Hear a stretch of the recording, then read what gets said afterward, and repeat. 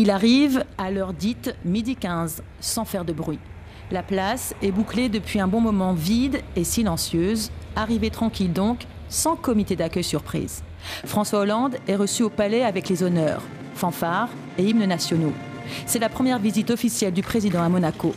Cérémonie est tête à tête avec le prince Albert. Les deux chefs d'État doivent, selon le communiqué de l'Élysée, parler politique. Déjeuner de travail, puis après-midi découverte au pas de course. D'abord, un tour dans les ateliers Venturi, champion de la voiture de sport électrique.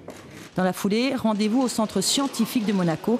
Ce laboratoire est connu mondialement pour ses recherches sur les coraux et ses travaux sur la biologie médicale, notamment les cellules cancéreuses. Fin de la visite au musée océanographique.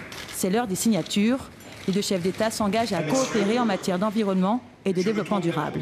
Il y a deux conventions qui nous concernent, qui concernent le centre scientifique. Une convention qui est signée avec l'Université de Nice Sophia Antipolis, l'INSERM et le CNRS pour travailler en collaboration avec un laboratoire niçois qui travaille sur le cancer et le vieillissement, dans lequel on va entre autres utiliser les coraux comme modèle d'étude du vieillissement. Des promesses économiques aussi. Les deux pays explorent sérieusement la piste du télétravail.